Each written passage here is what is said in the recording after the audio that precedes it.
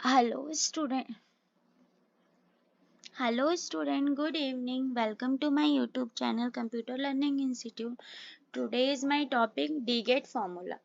डीगेट formula हम क्यों use करते हैं मैं ये बताना चाहूँगी और डिफरेंस भी बताऊँगी। सबसे पहले हम कहाँ यूज़ करते हैं।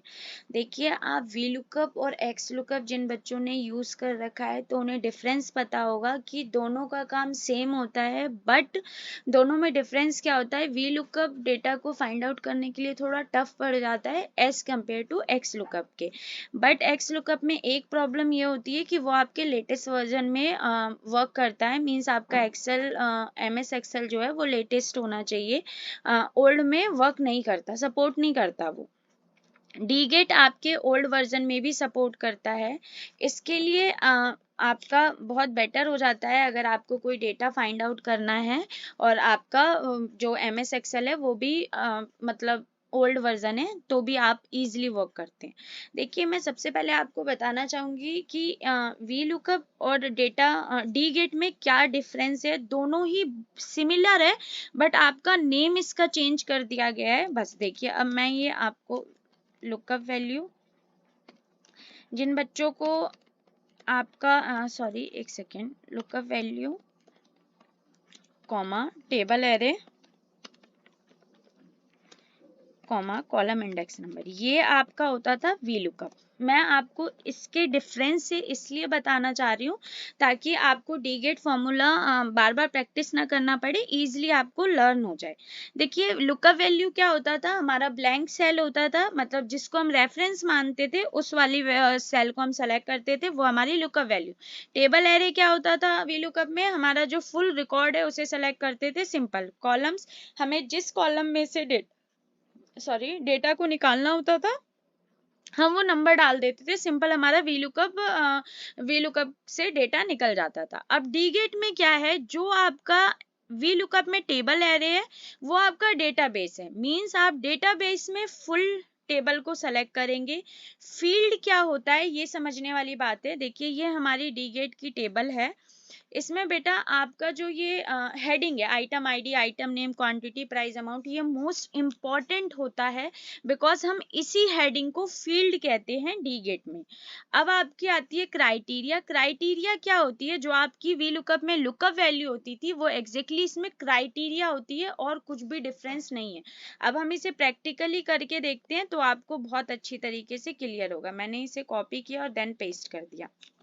Is equal to DGET, bracket open किया मैंने। डेटाबेस में मैंने आपको क्या बताया, फुल टेबल सेलेक्ट आपने कर ली, कॉमा फील्ड में मैंने बताया था आइटम नेम, सिंपल आपने आइटम नेम पे सेलेक्ट किया, कॉमा क्राइटेरिया में आपने क्या करते, लुकअप वैल्यू में सिंपली नीचे वाले को सेलेक्ट करते थे।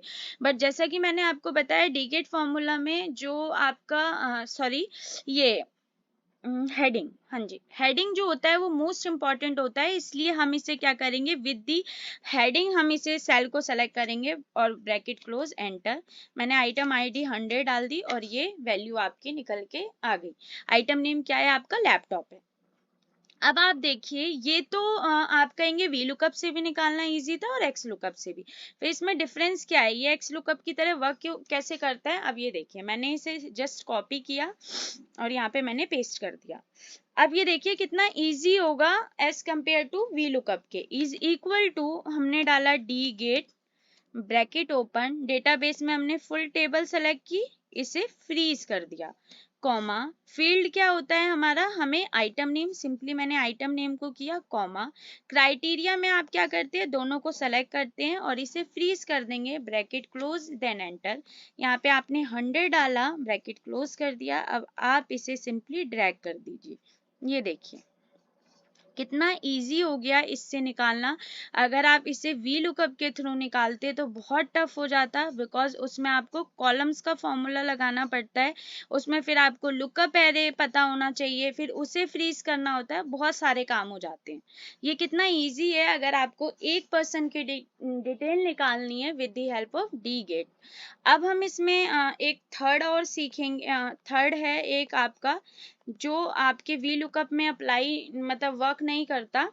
कि आपको आइटम आईडी से नेम निकालना हो तो आप इजी निकाल सकते हैं, बट आइटम नेम से आइटम आईडी निकालना हो वो प्रॉब्लम क्रिएट करता है। वी लुकअप वो वर्क ही नहीं करता, प्रॉब्लम क्रिएट नहीं, वो वर्क ही नहीं करता। क्यों? क्योंकि बिकॉज उसकी कंडीशन होती है वो लेफ्ट टू राइट मूव करता है, राइट टू लेफ्ट वैल्यू वो फाइंड आउट करके नहीं देता। मतलब आइटम आईडी से नेम तो निकाल के देगा, बट आइटम नेम से आइटम आईडी निकाल के नहीं देगा। बट हम ये डी गेट से कैसे निकालते हैं, मैंने इसे पेस्ट किया, यहाँ पे मैंने कॉपी किया और जस्ट मैंने इसे पेस्ट कर दिया। अब ये देखिए इज इक्वल टू, मैंने लिखा डी गेट, ब्रैकेट ओपन किया, डेटाबेस में आपने फुल डेटा सेलेक्ट किया, कॉमा, फील्ड में आप क्या डालेंगे, आइटम आईडी। आइटम आईडी कहाँ पे एग्जिस्ट करती है, फर्स्ट पे, हमने कॉमा डाल दिया। अब लगाते हैं हम क्राइटेरिया, दोनों को सेलेक्ट करेंगे, ब्रैकेट क्लोज करेंगे, एंटर, और यहाँ पे आइटम नेम सपोज मैंने कॉपी और यहाँ पे मैंने कर दिया पेस्ट। अब ये देखिए कितना ईजी हो गया हमारा, ये रिवर्स भी वर्क करता है। अब जिन बच्चों को वी लुकअप आता होगा उन्हें तो बहुत इजीली, मतलब बहुत इजी लग रही होगी ये शीट, मतलब फॉर्मूला कह सकते हो, शीट क्या, एक फॉर्मूला है। आपको वी लुकअप, एक्स लुकअप और डी गेट तीनों का डिफरेंस पता चल गया है। अब इसका जो और पार्ट है वो मैं नेक्स्ट, जो एक दो फॉर्मूले और रह गए हैं वो मैं आपको नेक्स्ट पार्ट में बताऊंगी, क्योंकि बिकॉज वीडियो बहुत लंबी हो जाएगी। उससे पहले मैं आपको एक चीज बताऊं कि यहाँ पे जो हम फील्ड डालते हैं, जैसे मैंने इसको अमाउंट से निकालना चाहती हूँ मैं, अमाउंट मैंने यहाँ पे कॉपी किया और यहाँ से मैंने नेम निकालना है।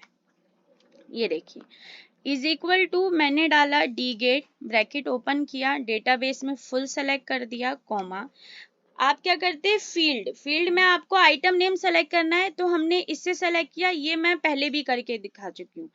एक ये फील्ड को आपको सेलेक्ट करने का तरीका होता है, सिंपली आपने डबल इन्वर्टेड कॉमा डाला और आपने लिख दिया आइटम नेम, बिल्कुल स्पेलिंग करेक्ट होनी चाहिए आपकी। और आपका क्या आ गया, क्राइटेरिया, क्राइटेरिया में आपने दोनों एक सेकेंड यहाँ पे कॉमा लगाना था मुझे यहाँ पे, और आपने क्राइटेरिया में दोनों को सेलेक्ट किया, ब्रैकेट क्लोज और देन एंटर कर दिया। अमाउंट मैंने 1000 डाल दिया तो ये यहाँ पे निकल के आ गया।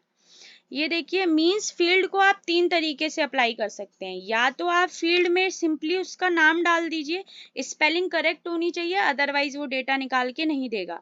दूसरा एक आपका ये है, जो भी आप नेम लिखेंगे और डबल इन्वर्टेड कॉमा में लिखेंगे, क्योंकि स्ट्रिंग हमें डबल इन्वर्टेड कॉमा में, या आप उसे कोटेशन भी कहते हैं, तो कोटेशन में लिखना होता है।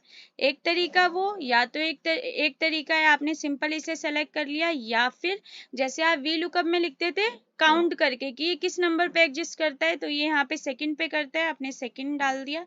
और यहाँ पे तीन तरीके हैं आपके फील्ड आपको सेलेक्ट करने के। अब जो आपको इजी लगता हो आप वो कर सकते हैं।